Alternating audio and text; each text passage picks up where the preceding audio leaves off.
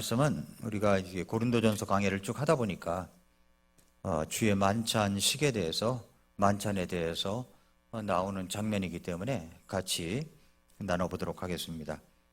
오늘은 고린도전서 강해 26번째입니다. 주의 만찬을 바르게 행하라 라는 제목입니다. 성경은 두 가지 예식을 우리에게 명령했습니다. 하나는 침례고 또 하나는 주의 만찬입니다. 이것은 신약교회가 지켜야 할 가장 거룩한 예식입니다. 이것은 단순한 상징이 아니라 십자가의 주심과 죽으심과 부활의 핵심을 드러내기 때문에 침례도 중요하고 주의 만찬도 중요한 겁니다.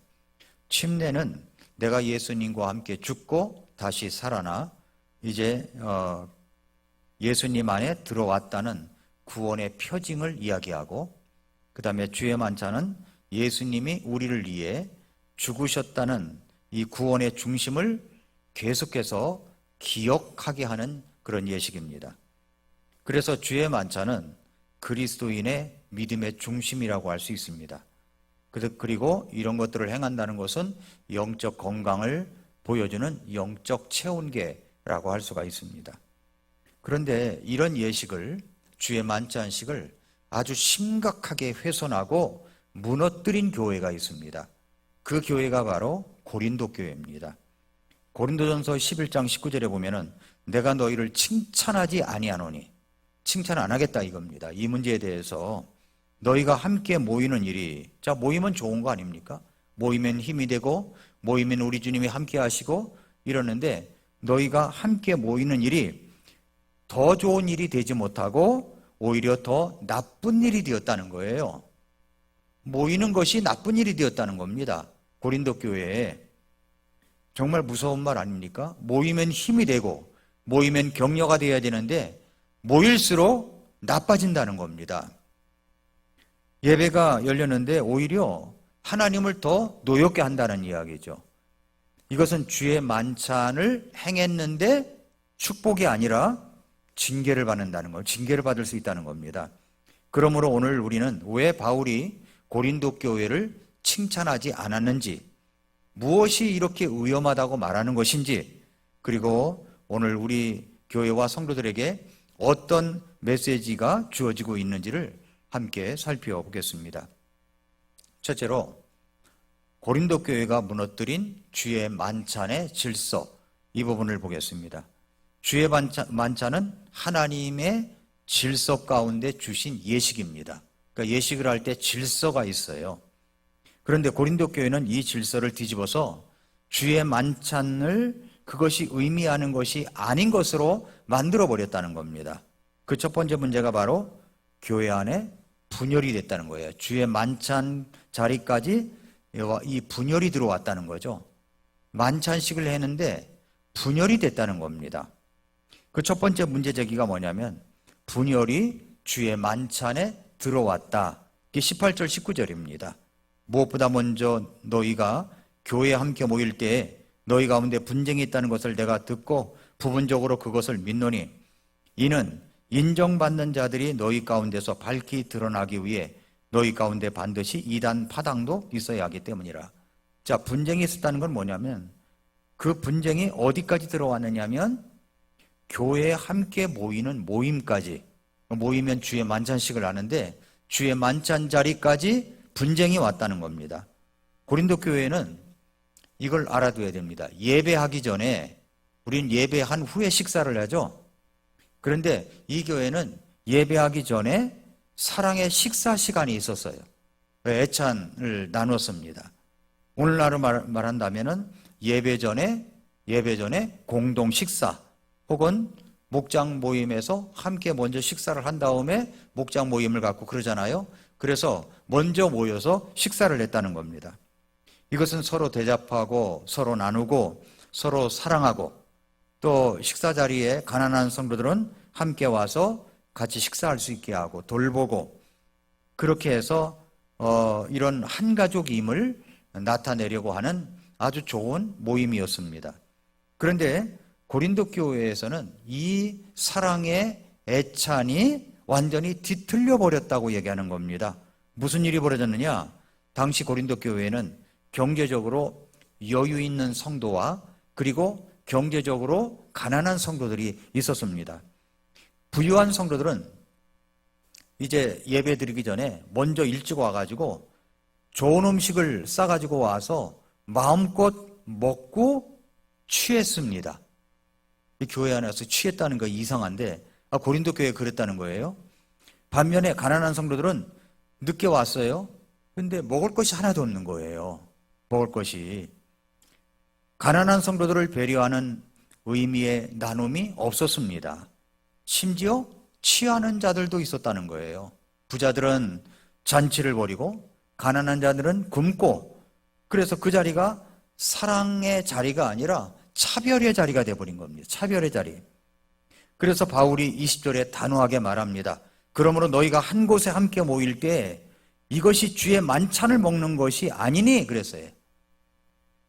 20절은 이것이 주의 만찬을 먹는 것이 아니니는 앞에서 그들이 행한 애찬, 그 사랑의 식사 때문에 주의 만찬 자체가 주의 만찬이 아니게 되었다는 말입니다.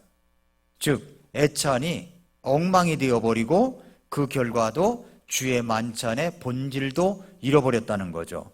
그래서 이런 구조가 되어 있습니다. 20절의 핵심은 뭐냐면 주의 만찬의 본질을 잃어버렸다라는 내용입니다.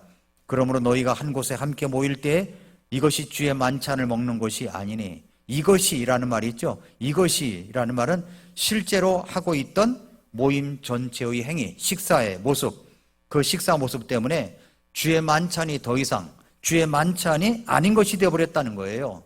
즉 너희가 빵과 잔을 거행할지라도 그 본질 자체가 완전히 파괴되었다는 말입니다. 애찬과 주의 만찬은 구분되었지만 붙어 있었다는 거죠. 왜냐하면 초대교회에 모일 때마다 주의 만찬식을 했거든요. 주의 만찬식을. 겉으로는 빵과 잔이 있었어요. 본질은 완전히 사라져버린 거죠. 왜냐하면 주의 만찬은 한 몸임을 드러내는 예식인데 고린도 교회는 한 몸이 아니라 이미 예배 전에 갈라진 몸이 되어버린 겁니다. 그래서 우리는 우리 교회 안에도 마찬가지로 이렇게 보이지 않는 어떤 분열, 말하지 않는 갈등, 마음속의 미움이 주의 만찬식을 행할 때 그 안까지 가져오는 요인이 되어서는 안 된다는 겁니다. 그래서 우리가 주의 만찬식을 행하기 전에는 우리가 내 마음속에 알려진 죄에 대한 자백을 하잖아요. 그래서 자백을 하는 겁니다. 주의 만찬은 한 몸임을 기념하는 가장 거룩한 예식입니다. 그러므로 교회 안의 분열이 가장 먼저 치유되어야 할 자리도 바로 주의 만찬의 자리였다는 거죠. 이게 첫 번째 문제고, 두 번째는 문제는 뭐냐면 주의 만찬을 세속적 파티로 바꿔버렸다는 겁니다. 21절, 22절 이는 먹을 때 저마다 자기 만찬을 다른 사람보다 먼저 먹어서 한 사람은 시장하고 다른 사람은 취해 있기 때문이라. 무슨 말이냐? 너희에게 막 먹고 마실 집이 없느냐? 너희가 하나님의 교회를 업신 여기고 없는 자들을 부끄럽게 하느냐? 내가 너희에게 무슨 말을 하랴? 내가 이 일로 너희를 칭찬하랴? 너희를 칭찬하지 아니하노라. 그러니까 자기 만찬을 다른 사람보다 먼저 먹어서, 주의 만찬이 아니고 자기 만찬이에요. 자기 만찬을 먹어서 한 사람은 시장하고 다른 한 사람은 배부르다는 거죠. 취해 있기 때문이라 그랬어요. 여기서 시장한다는 말은 굶었다, 배고팠다는 말인데 어떤 사람은 먹을 것이 없었고 다른 사람은 술에 취할 만큼 먹고 마셨습니다. 고린도전서 11장 21절에 한 사람은 시장하고 다른 한 사람은 취해 있기 때문이라고 그랬죠. 취해 있다. 여기 취하다는 단어는 헬라어로 메스오라는 단어인데 술에 취하다, 만취하다를 의미합니다. 에베소 5장 18절에 술 취하지 말라. 메스오예요, 이게 술 취하다라는 말이에요. 그러니까 고린도전서 11장 21절에도 바울은 진짜 술 취한 상태를 말하고 있는 겁니다. 애찬에서 사랑의 식사를 하는데 술을 마신 거예요, 술을.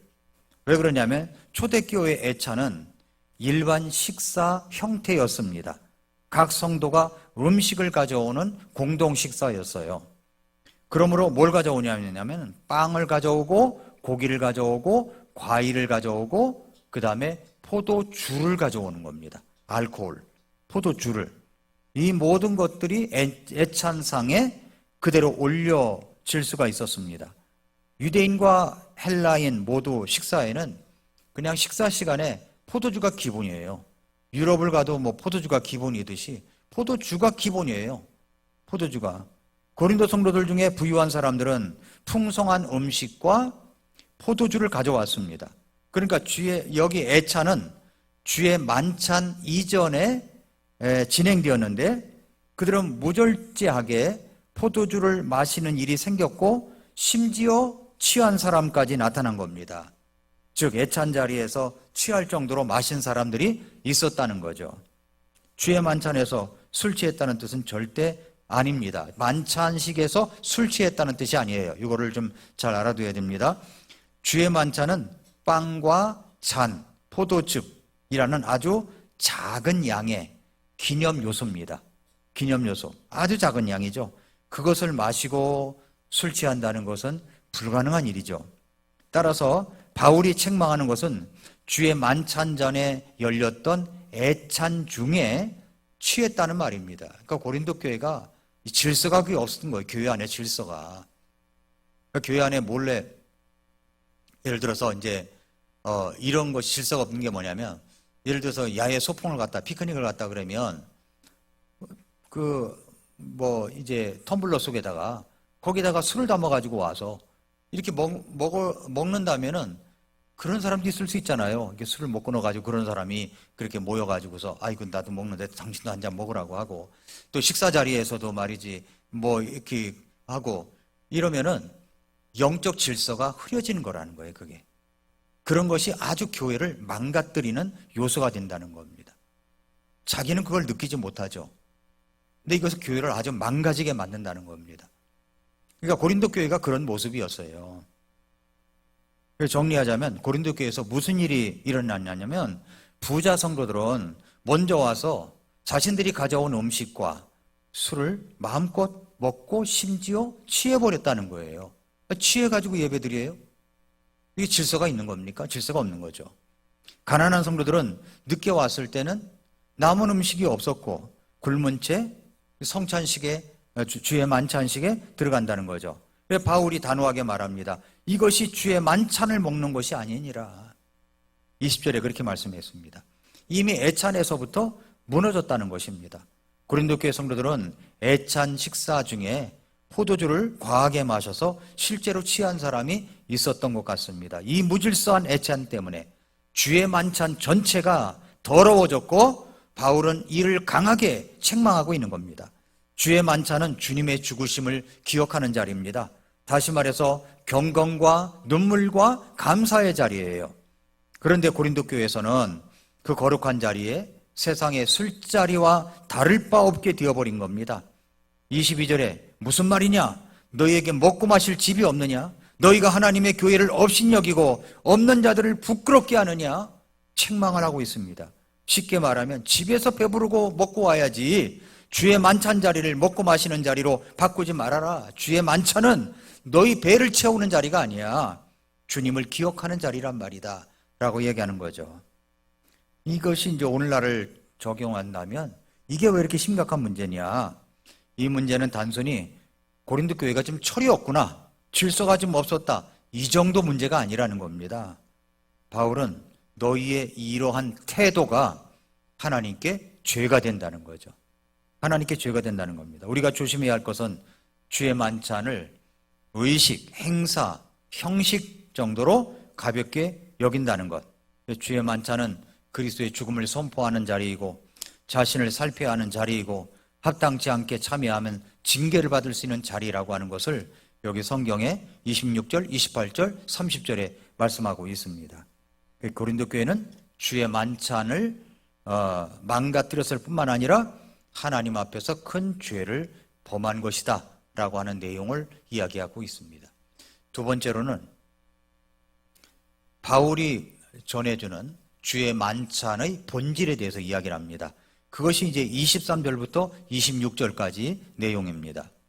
바울은 엉망이 되어버린 고린도 교회에 주의 만찬이 어떤 것이냐라고 하는 것들을 이제 설명하기 시작합니다.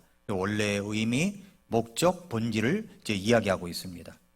주목해야 될 사실은 바울이 나는 전통들을 말하는 것이 아니다 라고 선을 그었다는 겁니다. 23절에 보세요. 내가 너희에게 전해준 그것은 내가 주께 받은 것이라는 거예요. 전통이 아니라는 겁니다. 내가 주께 받은 것이라는 겁니다. 즉 바울은 이전부터 내려오던 유대 관습을 말하는 것도 아니고 사도들끼리 만든 예식을 말하는 것도 아니고 초대교회가 만들어낸 전통을 말하는 것도 아니라는 것입니다. 바울은 부활하신 주님께 직접 받은 계시를 말하고 있습니다. 그러므로 지금부터 바울이 말하는 내용은 주의 만찬의 가장 순수한 원형이고 교회가 주의 만찬을 대할 때 반드시 기억해야 할 진리라고 하는 겁니다. 23절과 24절은 뒤를 돌아보라 라는 내용이에요. 뒤를 돌아보라. 그리스도의 죽으심을 기억하라 라는 내용입니다. 내가 또한 너희에게 전해준 그것은 내가 주께 받은 것이니 곧 주 예수님께서 배반당하신 바로 그 밤에 빵을 집어 감사를 드리신 뒤에 그것을 떼시며 이르시되 받아서 먹으라. 이것은 너희를 위해 찢긴 내 몸이니 나를 기억하여 이것을 행하라 하시고. 그 마태복음 26장에 나오는 말씀하고 비슷하지 않습니까? 그렇죠? 똑같죠 거의.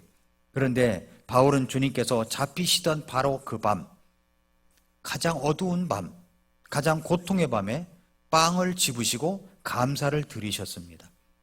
이것은 너희를 위해 찢긴 내 몸이니 나를 기억하여 이것을 행하라.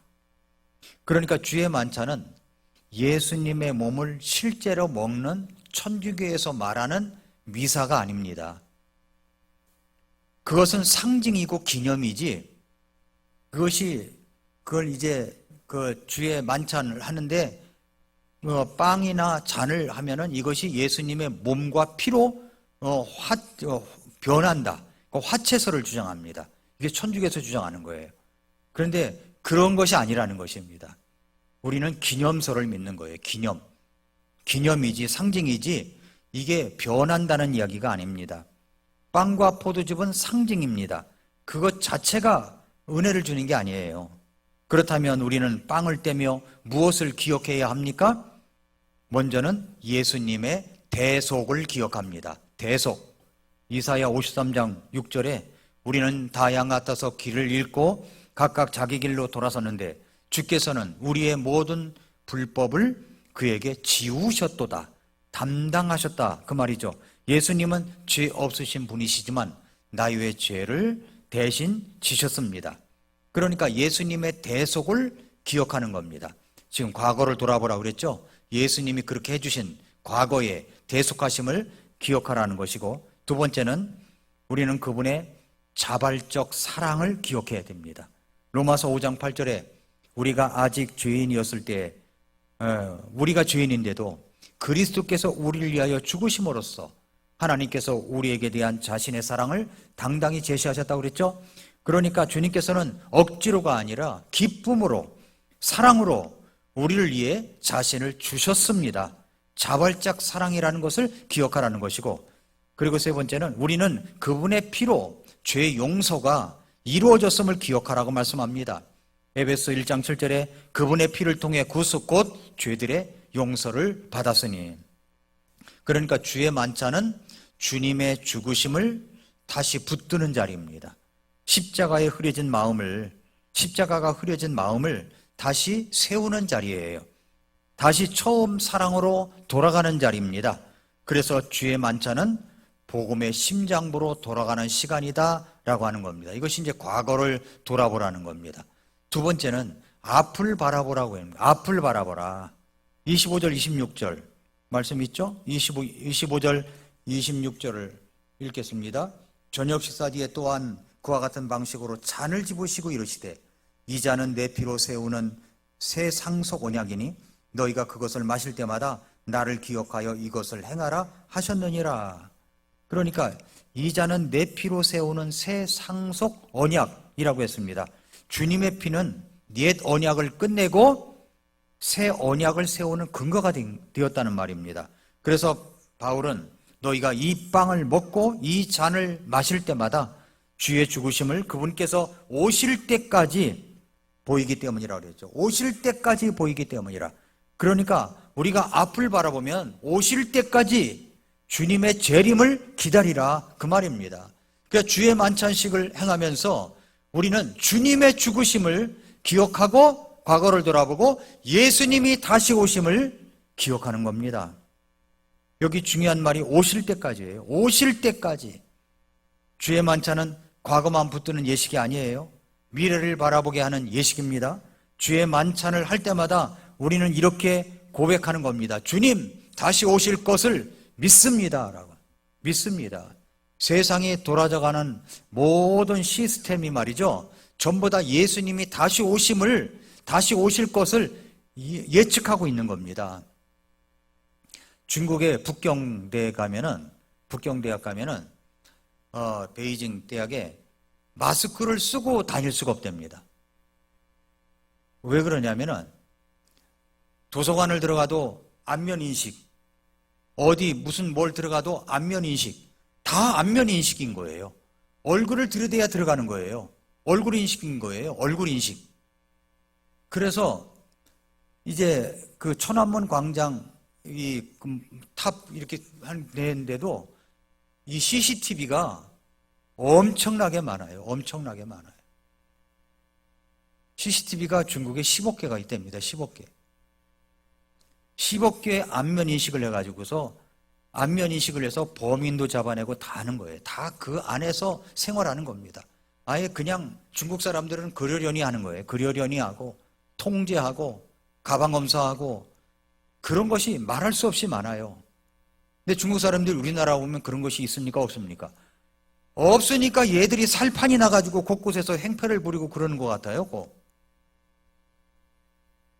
그런데 가만히 생각해 봤습니다. 이게 그러면 이제 지금 중국의 그런 모습을 전체주의 어떤 체제를 세계가 다 따라가고 있습니다.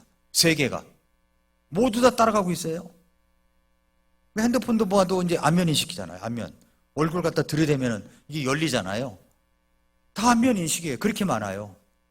그런데 가만히 생각해 보니까 이 시스템이 나중에 적그리스도가 지배해서 세상을 움직일 시스템이라는 겁니다. 적그리스도가 움직일 시스템입니다. 적그리스도가 모든 세계에 있는 CCTV를 가지고 전부 다 움직일 그런 시스템이 세계 곳곳에 지금 깔리고 있는 중이라는 거예요. 적그리스도가 다스리면 어떻게 됩니까? 그때 우리가 있어요, 없어요? 우리는 없습니다. 구원받은 사람들은 들림받아 주님 앞에 가게 되고 이 땅은 7년 동안 대환란이 일어나게 됩니다. 그러니까 우리가 주의 만찬을 행할 때마다 뭘 기억해야 되냐면은 주님 오심을 기다리는 겁니다. 예수님이 다시 오심을 믿습니다. 주님 다시 오시옵소서. 어서 오시옵소서. 이 마음을 갖고 주의 주의 만찬을 한다는 겁니다. 그 다음에 이제 세 번째, 안을 바라보라는 거죠. 과거를 돌아보라, 미래를 바라보라, 그 다음에 안을 바라봐라. 내 안을 보라는 겁니다. 자신을 살피고 참여하라 이 말입니다. 27절부터 32절이 그 말이에요. 고린도 교회가 가진 가장 큰 문제는 뭐냐면 주의 만찬을 방탕하게 분열 가운데 가벼운 마음으로 하면서 전혀 자기 성찰이 없는 겁니다. 그래서 바울은 27절에 그러므로 누구든지 주의 이 빵과 이 잔을 합당하지 않게, 29절에도 합당하지 않게 두 번 반복되죠. 합당하지 않게 먹고 마시는 자는 주의 몸과 피에 대하여 죄가 있으리라. 오히려 사람이 자기를 살피고 그리한 뒤 그 빵을 먹고 그 잔을 마실지니, 자기를 살펴야 된다는 겁니다. 자기를 성찰할 시간을 가지려 해야 된다는 거죠. 자기가 혹시 죄 가운데 있지 않는가를 돌아볼 시간을 가져야 된다는 겁니다. 29절, 이는 합당하지 않게 먹고 마시는 자가 주의 몸을 분별하지 못하며 자기가 받을 정죄를 먹고 마시기 때문이라. 자기의 죄를 먹고 마신다는 거죠. 여기서 합당이라는 말은 완벽한 상태가 되라는 뜻이 아닙니다. 누구도 완벽할 수 없어요. 그러나 합당해서 참여하는 것이 아니라 합당하게 참여하는 겁니다. 그래서 주의 만찬은 마음을 바로 하고 참여하라는 말입니다. 주의 만찬은 나의 마음을 돌아보는 시간이에요. 과거를 돌아보고 예수님이 나를 위해서 행하신 일, 미래를 바라보고 예수님이 다시 오심을 기다리고 내 안을 바라보고 내 자신을 깨끗하게 주님 앞에 내 죄를 자백하고 정결하게 하는 시간입니다. 30절, 이런 까닭으로 너희 가운데 많은 자들이 약하고 병들어 있고 많은 자들이 잠들어 있도다. 이거 잘못하면은 하나님이 치신다는 말입니다. 징계를 내리신다는 말이에요. 주의 만찬을 가볍게 다루면 하나님이 징계하실 수가 있다는 겁니다. 왜냐하면 주의 만찬은 그만큼 거룩한 예식이기 때문입니다. 하나님은 징계조차도 하나님의 사랑입니다. 우리가 판단을 받았으면 주께 징계를 받았나니 이것은 우리가 세상과 함께 정죄를 받지 않게 하려 함이라. 주께 징계를 받는 게 낫지 세상과 함께 정죄를 받는 것보다 낫다라고 말씀하고 있습니다. 마지막 세 번째, 그렇다면 이 주의 만찬을 어떻게 회복해야 되느냐, 그 회복하는 길에 대해서 이야기를 합니다. 33절 34절이에요. 그러므로 형제들아, 그러므로라는 말은 앞에 말을 받는 거죠. 그러므로 형제들아, 너희가 먹으려고 함께 모일 때 서로 기다리라. 자, 먹으려고. 뭘 먹으려고 그래요? 주의 애찬. 그러니까 사랑의 식사를 할 때 기다리라는 거죠. 누구든지 시장하거든 그는 집에서 먹을지니. 그걸 싸들고 와가지고 교회에서 먹는 게 아니라 집에서 먹고 오라는 거죠. 집에서 먹을지니 이것은 너희가 함께 모여 정죄에 이르지 않게 하리 함이라. 남은 일들은 내가 가서 질서 있게 세우리라. 이제 바울은 주의 만찬에 대한 교훈을 마무리하면서 두 가지 권면을 주는 겁니다. 그것이 바로 사랑과 질서입니다. 고린도 교회가 망가뜨린 가장 큰 문제가 뭐냐면 주의 만찬의 의식이 아니라 주의 만찬을 대하는 태도였습니다. 태도. 주의 만찬은 성도 개인만 지키는 예식이 아니라 교회 전체가 함께 지키는 예식입니다. 그러므로 주의 만찬은 반드시 내 주변에 있는 형제 자매를 생각해야 하는 거예요. 그래서 33절에 내 형제들아 너희가 먹으려고 함께 모일 때 서로 기다리라. 서로 기다리라 라는 말은 공동체의 사랑을 회복하라는 거죠. 기다리라는 말은 단순히 시간적으로 늦게 오는 사람을 기다리라는 뜻이 아닙니다. 형제 자매를 배려하라. 함께 참여하라. 너 혼자 그렇게 독단적으로 행동하지 말라는 의미입니다. 사랑과 사랑의 태도를 가지라는 말이죠. 고린도 교회는 어떻게 했습니까? 부자들은 먼저 와서 자기들끼리 먹었고 가난한 자들은 늦게 와도 와서 먹을 곳이 없었어요. 어떤 이는 취할 만큼 마셨고 어떤 사람은 굶주린 채로 남겨졌습니다. 이런 그림은 주의 만찬의 정신을 부수는 모습이다라고 이야기를 하고 있습니다. 그 다음에 집에서 먹고 와라. 이 말은 예식의 거룩함을 회복하라는 말입니다. 34절에 만일 누구든지 시장하거든 집에서 먹을지니. 고린도 교회 문제는 애찬을 예식처럼 만들었고 예식을 애찬처럼 만드는 데 있었습니다. 즉 먹어야 할 자리에서는 사랑 없이 먹었고 사랑해야 할 자리에서는 마음 없이 참여했다는 거죠. 주의 만찬식에는. 그래서 바울은 먹는 문제는 집에서 해결해라. 주의 만찬은 배고픔을 해결하는 식탁이 아니라 십자가를 기억하는 거룩한 예식이기 때문에 그렇다는 겁니다. 주의 만찬에 참여할 때 배고픔이나 욕심, 감정이나 분열을 가지고 끌고 오지 마라. 그거를. 그런 문제는 집에서 해결하고 주의 만찬 자리에서는 오직 주님을 기억하는 마음으로 참여를 해야 된다. 그 이야기를 하고 있습니다. 그 다음에 불신자도 준비되지 않은 신자도 참여해서는 안 되는 겁니다. 주의 만찬식을 합니다. 그러면 주의 만찬이 단순히 누구나 참여하는 게 아니에요. 구원받고 침례받은 사람들에 한해서만 주의 만찬식에 참여합니다. 불신자도 참여할 수가 없습니다.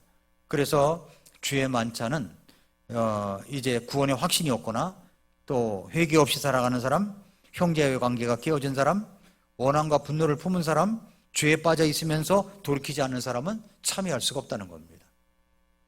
이런 상태에서는 주의 만찬에 참여가 안 된다는 거예요. 그 자체가. 그러므로 32절에 우리가 세상과 함께 정죄를 받지 않게 하려 함이라. 주의 만찬을 가볍게 참여하면 하나님이 징계하시지만 그 징계는 우리를 지키기 위한 사랑의 조치라는 것입니다. 그래서 거룩한 예식에는 질서가 필요합니다. 고린도전서 14장 40절에 모든 것을 품위 있고 질서 있게 할지니라. 주의 만찬은 특별히 더 그렇습니다. 왜냐하면 주의 만찬은 십자가를 직접적으로 다루는 예식이고 교회의 하나됨을 나타내는 예식이기 때문입니다. 고린도 교회는 어떤 교회에서요? 사랑을 잃어버렸고 질서를 잃어버렸고 거룩함을 잃어버렸습니다. 그래서 절대로 내가 칭찬하지 않겠다 하면서 사도 바울이 작정하고 지금 11장에 이야기를 하고 있습니다. 그러므로 우리는 주의 만찬에서 바라보아야 할 세 가지 방향. 첫째는 뒤를 바라봐라. 주님이 나를 위해서 죽으신 것. 그 다음에 앞을 바라봐라. 주님이 다시 오실 그날. 안을 바라봐라. 나의 마음을 바라봐라. 주변을 바라봐라. 우리 주변에 있는 형제자매를 배려하라 하는 이야기입니다. 이제 결론을 맺겠습니다. 오늘 우리는 고린도전서 11장을 통해서 초대교회가 어떻게 주님의 거룩한 예식을 무너뜨렸는지, 그 바울이 어떻게 이걸 본질을 회복시키려고 하는지 그 내용을 보았습니다. 주의 만찬은 형식이 아니라 십자가 앞에 다시 서는 시간입니다. 주의 만찬은 재림을 바라보는 시간입니다. 주의 만찬은 나를 살피는 시간입니다. 이런 것을 기억하고 우리가 주의 만찬식을 할 때 이런 자세를 갖고 임할 때 하나님이 우리를 축복하시며 하나됨을 다시 한번 새겨 주실 것이라고 믿습니다. 기도하겠습니다.